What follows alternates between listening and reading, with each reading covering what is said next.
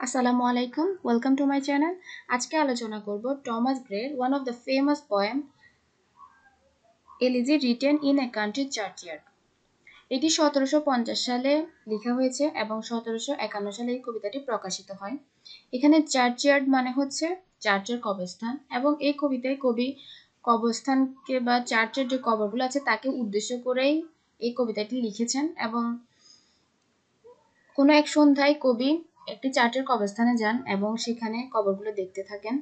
তখন সেগুলো দেখে কবির কাছে মনে হচ্ছিল যে এটা কোনো বড় মানুষের কবর নয়, কারণ তার উপরে থাকা ভাঙা মূর্তি কিংবা অগোছানো বিভিন্ন ধরনের লেখা, এগুলো দেখে কবি বুঝতে পারছিল যে এগুলো কোনো সাধারণ মানুষের কবর। তখন কবির মনে হয় যে একদিন সবাইকে মরতে হবে এবং কবি স্পিকার মানে কবি নিজেকেও মরতে হবে। তখন কোনো এক সময় যখন কবি মারা যাবে, কেউ একজনও এভাবে কবির মতো এসে তার কবরের পাশে বসবে এবং কোনো এক মানুষকে জিজ্ঞেস করবে এই কবরটি কার। তখন গ্রামের মানুষগুলো কবরের উপরে থাকা লেখাগুলো দেখিয়ে দিবে। এসব কথাই কবি এই কবিতার মধ্যে তুলে ধরেছেন।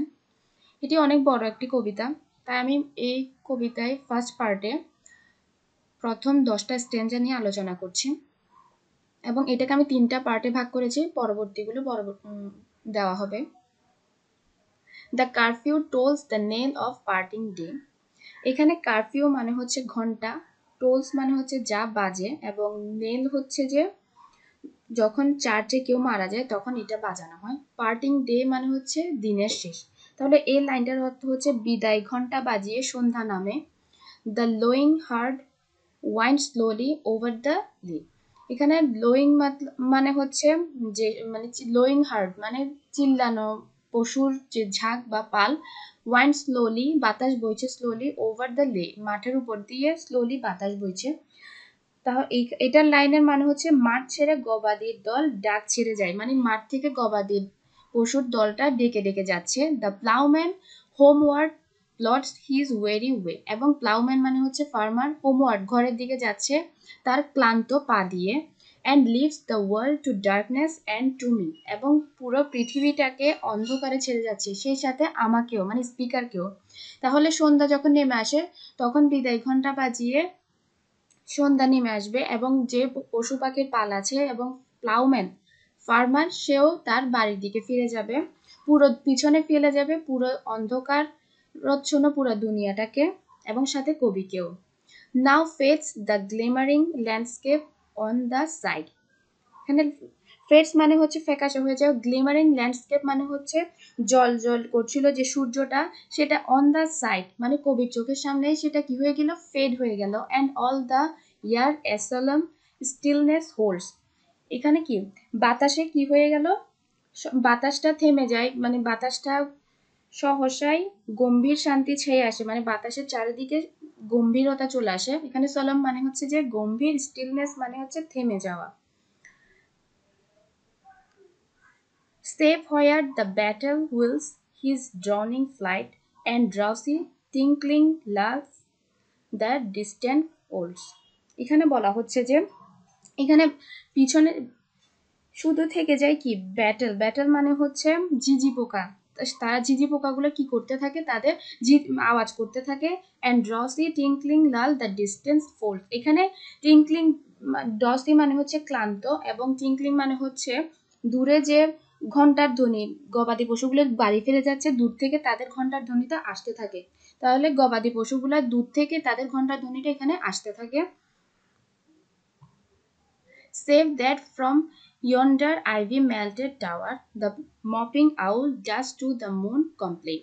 এখানে কি বলছে, শুধু কি শুধু আর এছাড়া আরো একটা জিনিস থাকে, তা হচ্ছে কি আইভি মেন্টাল টাওয়ারের উপরে the moping owl, moping owl মানে পেঁচা, সে চাঁদকে কমপ্লেন করছে। Of such as wandering near her secret bower, মানে সে চাঁদকে কমপ্লেন করছে যে আমার এই এলাকায় কে ঘোরাঘুরি করছে, মানে কবি এই চার্চের নতুন, সে যখন এখানে ঘুরছিল এতে কি চাঁদ আউলটা খুবই বিরক্ত বোধ করে। মলেস্ট হার অ্যানসেন্ট সলিটারি রেইন, এখানে বলছে কি তার যে নিরিবিলি জায়গাটা আছে তাতে কি কবি গিয়ে ডিস্টার্ব করছিল। ভেনি those rugged elms that yew tree's shade. এখানে রাগেড মানে হচ্ছে রুক্ষ, এলমস মানে হচ্ছে এক ধরনের পাইন গাছকে বোঝানো হয়। তাহলে কি পাইন গাছের নিচে এবং ইয়ো গাছের ছায়ায়, where heaves the turf in many a mouldering heap. এখানে বলা হচ্ছে যে তার গাছ বিভিন্ন পাইন গাছের ছায়ার নিচে কবরগুলো উপরে কি হয়ে গেছে, ঘাস হয়ে গিয়েছে। Each in his narrow cell for ever laid the rude forefathers to the hamlet sleep. এখানে কি বলছে, each in his narrow cell, প্রত্যেকটা ছোট ছোট সেলের মধ্যে মানে কবরের মধ্যে ফর এভার লেট, তারা ঘুমিয়ে আছে, সারা জীবনের জন্য ঘুমিয়ে আছে। The rude forefathers, rude মানে এখানে সিম্পল মানুষগুলোর কথা বলা হয়েছে, গ্রামের সাধারণ মানুষের কথা। ফর ফাদার্স মানে হচ্ছে পূর্বপুরুষ। অফ দ্য হ্যামলেট, হ্যামলেট এটা হচ্ছে একটা গ্রামের নাম, তাহলে গ্রামের সাধারণ মানুষগুলো এখানে ঘুমিয়ে আছে গাছের ছায়ার নিচে, এবং তাদের কবরের উপরে বিভিন্ন ধরনের ঘাসও জন্মে গিয়েছে, এটা বলা হয়েছে। The breezy call of incense breathing morn, the swallow twittering from the straw built shed. এখানে বলা হয়েছে ব্রিজি মানে হচ্ছে বাতাস, মর্ন মানে হচ্ছে মর্নিং, সকাল, ইনসেন্স ব্রিথিং মানে সুগন্ধ বইছে, সকালের বাতাস থেকে সুগন্ধ বের হচ্ছে। The swallow twittering from the straw built shed, এবং সোয়ালো মানে চাতক পাখি, চাতক পাখি তার খড়ের ঘরের উপর থেকে ডাকাডাকি করছে। The cock's shrill clarion and the ইকোয়িং হর্ন, এবং যে মোরগ, কক মানে হচ্ছে মোরগ, মোরগ তীক্ষ্ণ স্বরে ডাকছে, এবং শিকারের যে হর্ন, শিকারীর শাকও বাঁচতে থাকে। No more shall rouse them from their lowly bed, কিন্তু কোনো শব্দই এই মৃত মানুষগুলোকে তাদের কবর থেকে তুলে দিতে পারবে না। এই চারটি লাইন দ্বারা কবি বোঝাতে চেয়েছেন চাতক পাখিও ডাকছে, মোরগ মুরগি সবকিছুই ডাকছে, কিন্তু এতে করে কি, যে মানুষগুলো মারা গিয়েছে তাতে সে মানুষগুলোর জীবন মধ্যে প্রাণ এনে দিতে পারবে না, তাদেরকে আর কখনোই তোলা যাবে না। For them no more the blazing hearth shall burn, or busy housewife ply her evening care. এখানে বলছে তার জন্য আর কখনো কি করা, সন্ধ্যায় কখনো তার জন্য চুলা জ্বালানো হবে না, তার উদ্দেশ্য করে মানে আর কখনো চুলা জ্বলবে না। Or busy housewife ply her evening care, এবং কোনো ব্যস্ত হাউসওয়াইফ তার জন্য সন্ধ্যায় তার টেক কেয়ারও করবে না। নো চিলড্রেন রান টু লিভ দেয়ার সেয়ার্স রিটার্ন, এখানে ফিরস মানে হচ্ছে ফাদারকে বলা হয়েছে, মানে কোনো সন্তান তার বাবার ফিরে আসাতে তার কোলে ওঠার চেষ্টা করবে না। অর ক্লাইম্ব হিজ নিস দ্য এনভাইট কিস টু শেয়ার, এবং কি কোলে উঠে তার ঈর্ষান্বিত চুমুটা শেয়ার করতে চাইবে না। এখানে এনভিড বোঝানোর কারণ হচ্ছে বাবা যখন অন্য সন্তানকে আদর করবে স্বাভাবিকভাবে অন্য সন্তানগুলো জেলাস ফিল করবে, তাই এখানে এনভিড বোঝানো হয়েছে। যদি তার বাবা মারা যায় এতে করে কোনো হাউসওয়াইফ তার জন্য আর অপেক্ষা করবে না, সন্তানরাও তার ফিরে আসার জন্য ওয়েট করবে না, এখানে তাই বোঝানো হয়েছে। Oft did the harvest to their sickled yield, their furrow oft the stubborn glebe has broke. এখানে বলছে একসময় তারা কি করতো, হারভেস্ট করতো, অ্যান্ড সিকেল এটা মানে হচ্ছে যে কাস্তে দিয়ে নুয়ে ঝুঁকে তারা ফসল ফলাতো, কাস্তে দিয়ে ফসল ফলাতো। Their furrow of the stubborn glebe has broke, এবং চালনা করতো, বিভিন্ন ধরনের শক্ত মাটিকেও তারা কি করতো, অনেক শক্ত মাটিকেও তারা ভাঙতো। তখন কি আনন্দে না পশুপাল নিয়ে চলতো মাঠে ধীরে। How jocund did they drive their team afield, how bowed the woods beneath their sturdy stroke. এখানে বোঝানো হয়েছে মানে একসময় মানুষগুলো এখন মারা গিয়েছে, কবরে শুয়ে আছে, একসময় তারা কি করতো, বিভিন্ন ধরনের ফসল ফলাতো এবং লাঙল চালিয়ে মাটির যে বুক চিরে মাটিগুলোকে ভাঙতো, এবং পশুপাল নিয়ে কত আনন্দে না চলাফেরা করতো। কিন্তু এখন তারা কোথায় শুয়ে আছে, কবরে শুয়ে আছে। Let not ambitious mock their useful toil, their homely joys and destiny obscure. এখানে বলছি কি অ্যাম্বিশিয়াস মানে হচ্ছে যে উচ্চাভিলাষী মানুষদেরকে, ইউজফুল টয়েল মানে হার্ডওয়ার্ক, তাদের যে হার্ডওয়ার্ক আছে সেটাকে মক করতে দিও না।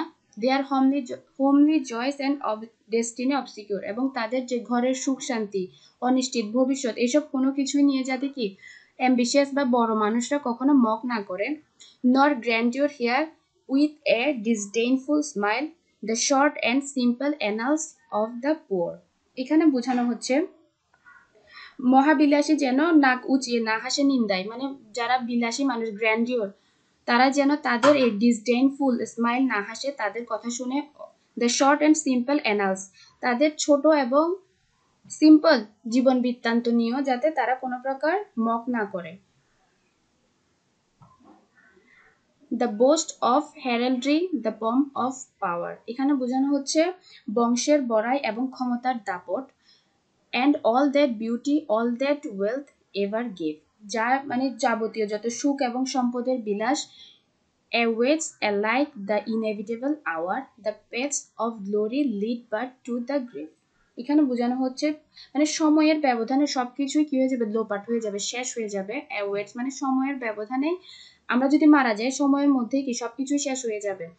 তা হোক বংশের অহংকার কিংবা ক্ষমতার দাপট, কোনো কিছুই তখন আর কি কাজে আসবে না। The paths of glory lead but to the grave, নিশ্চিত জানবে যে কি কবরটাই মানুষের চিরনিবাস। nor you ye proud impute to this the fault, এখানে তাই বলে গর্বিত তুমি, নর ইউ গর্বিত তুমি দোষ ধরো না, মানে তাদের সিম্পল লাইফ কোনো কিছু নিয়ে তুমি তাদের উপর দোষ ধরো না। If memory over their tomb no trophy raise, যদি কি তাদের যে কবর আছে সিম্পল গ্রামের মানুষগুলোর যে কবর আছে তার উপরে যদি কোনো প্রকার আর টম বা স্মৃতিস্তম্ভ ফলক লাগানো না হয়, এতে করে তুমি দোষ ধরো না। Where through the long drawn sled and fettered vault, the pealing anthem swells the note of praise. এখানে বলা হচ্ছে তাদের কবরের উপর কোনো কিছু নেই, স্মৃতিসৌধ লাগানো হয়নি এবং তাদের জন্য কোনো ভাষার অলঙ্কারে কোনো স্থিতিও লেখা নেই।